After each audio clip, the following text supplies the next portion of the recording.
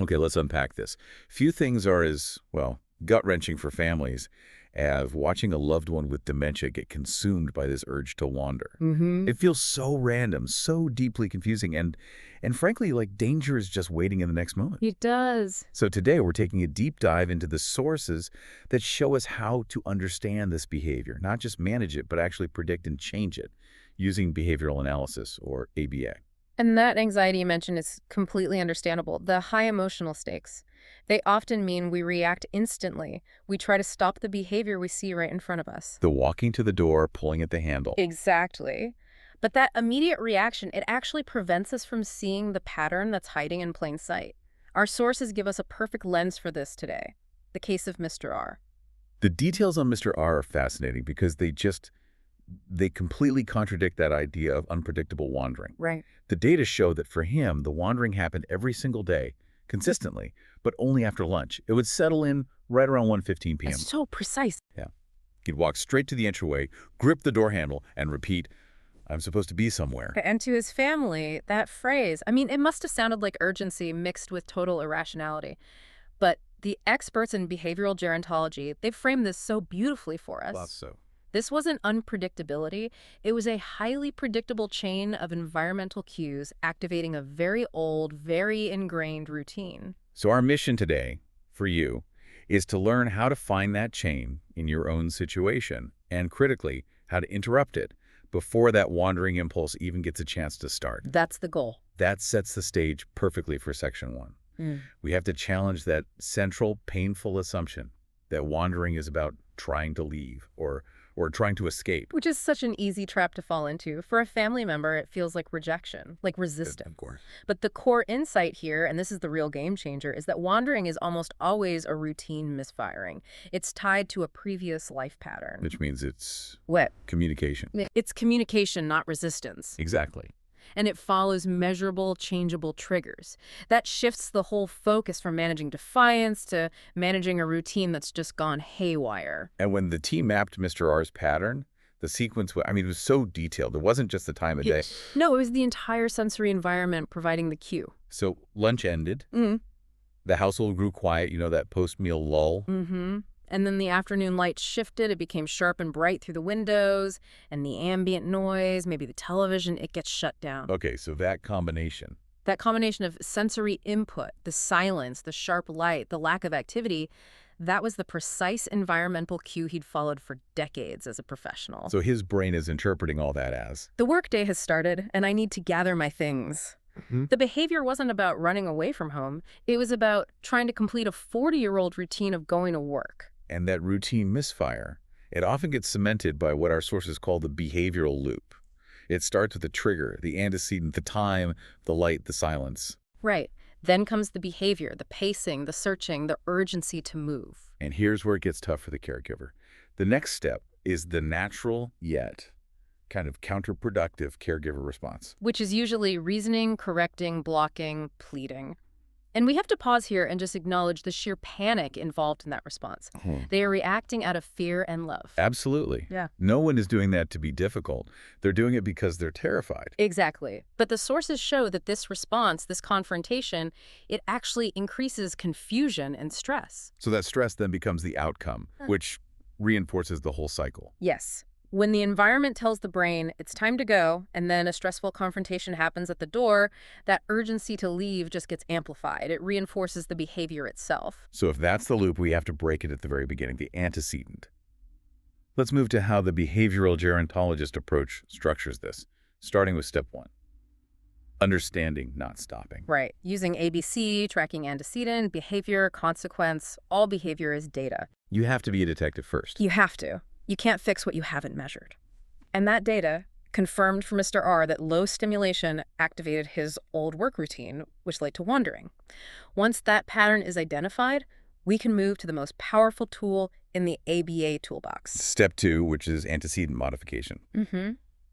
And this is the revolutionary part, I think. Redesigning the entire environment so the trigger never even fires. You don't wait for the person to pull at the door and then fight them. You change the conditions before the impulse even begins. It's like behavioral surgery. It is. You're cutting the connection between the trigger and the routine.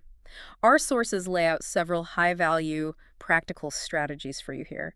The most important one, if a daily routine is misfiring, is to create a post-lunch anchor activity. A replacement routine. Yeah.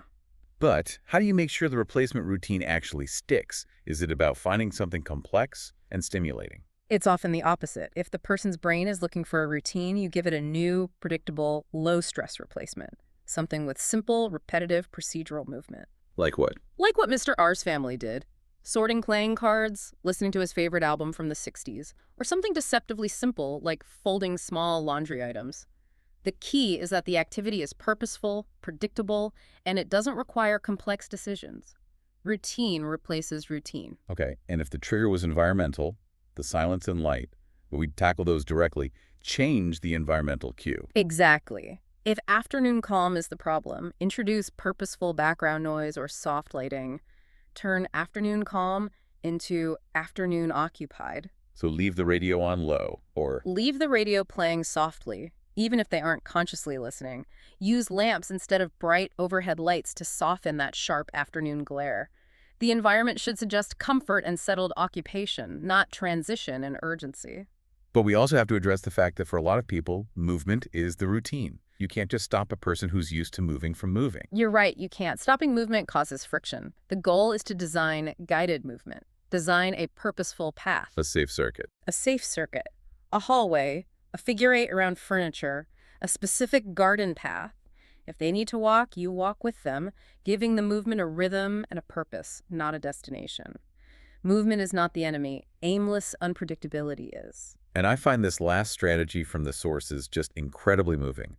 Remove conflicting cues. It's so important. Get all the items associated with leaving the keys, the jackets, the work bags, the shoes away from the entry areas. The researchers framed the strategy beautifully. They called it behavioral kindness. You're removing the visual information that activates those old habit circuits. Out of sight literally means out of the behavioral chain. You're setting up the environment for success. You're aligning the setting with the person's current reality, not their past habits. Okay, now let's talk about the moment the behavior still happens, because it will. Moving to section 3. Step 3 is reshaping the caregiver's responses.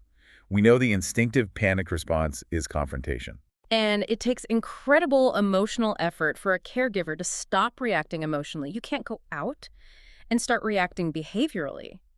The focus has to shift from correction to immediate, kind redirection. Redirecting purpose, not stopping movement. That's the key phrase. That sounds fantastic in theory, but for a family that is just exhausted by conflict, isn't it easier to just block the door? What's the immediate payoff for all this? This nuanced redirection. The immediate payoff is the reduction of stress, which, as we established, feeds the loop. Confrontation floods the brain with adrenaline and cortisol.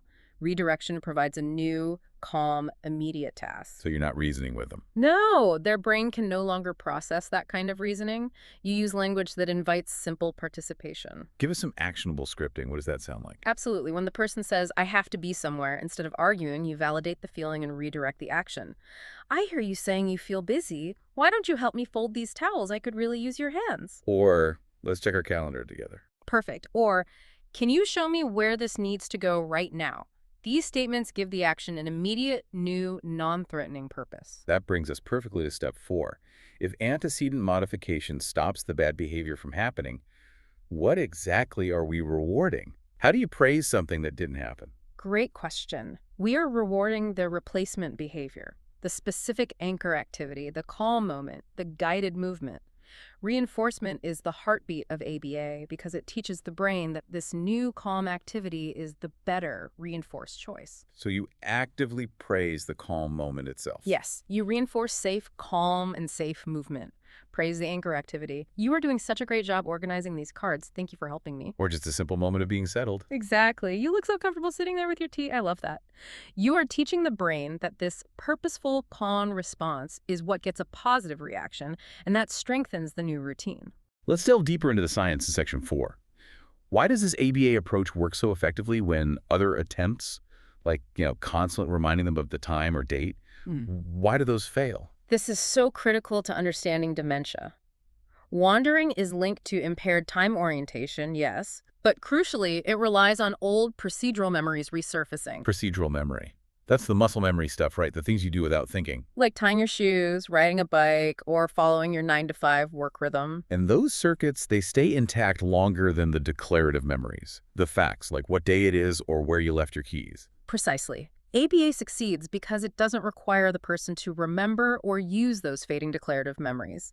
It relies solely on patterns, cues, and reinforcement. The parts of the brain that remain functional much longer, we're using the intact habit circuits to our advantage. Okay, let's tackle the most emotionally complex question, the one that causes the most pain for families.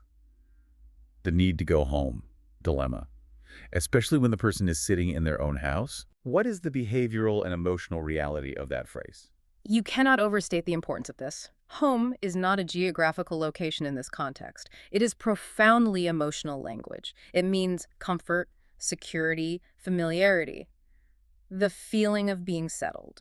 So telling them you're home, Dad, is factually correct. But emotionally devastating because it invalidates their internal distress. So how do we respond to the feeling rather than the facts? You validate the longing for that feeling and connect it to something immediate and tangible. Instead of correcting the location, you say, I hear you saying you miss the feeling of being settled. Tell me, what does home feel like right now? Is it the feeling of your old chair? Exactly. Let's go make a cup of tea in the kitchen. Or, you feel worried, don't you? Let's sit here. I am right here with you and you are safe. The goal is reassurance and redirection to an immediate safe comfort, not correction of a mistaken address. And speaking of safety, let's address the question of physical restraint. When does safety demand locking the doors? Our sources are unequivocal here. Locking doors should only be a last resort, only if environmental and behavioral strategies have been exhausted and the danger remains critical. So we prioritize antecedent modification first. Always. We want safety to be achieved through guided engagement and structure, ensuring it never removes the person's dignity or increases their sense of entrapment. And finally, the question every exhausted caregiver needs answered. How long does this effort take? Implementing all this tracking and modification. It seems like a huge task. It is a lot of focused work, but consistency pays off surprisingly fast because those old habit circuits are so strong. Most families see a noticeable reduction in wandering and the stress that goes with it within just 7 to 14 days. That's it. Of consistent implementation, yes. When the environment stops giving the brain the wrong cues, the behavior fades. That speed just highlights how powerful these deep-seated habit circuits are. So, synthesizing this as we wrap up, the core message here is that wandering is a brain looking desperately for rhythm and routine, and finding none in the cues we are accidentally providing. Right. And behavioral science gives us the opportunity to structure that search, to redirect the energy, and to reassure the person. We tend to think safety means stopping movement entirely, Mm. but the sources reframe this so beautifully. Safety means guided movement with purpose and a predictable rhythm. Mm. Behavioral care, especially in this context, it really is about preventing fear for everyone involved. When the pattern is understood, you restore a measure of control for the caregiver without stripping away autonomy from the person they're caring for. That's the mandate of behavioral gerontology in a nutshell. Yeah. Safety with dignity, direction without force, calm without restraint. And as we leave you to mull this over, consider this provocative thought. Since the impulse to wander is tied to the powerful force of old procedural memories and deeply ingrained habit circuits, consider how many of our own daily anxieties or stress points, that compulsion to check email one more time or the inability to relax in silence, are simply routine misfires triggered by environmental cues that we, in our own busy lives, have not yet identified and fixed. The behavioral loop is real, even for the rest of us.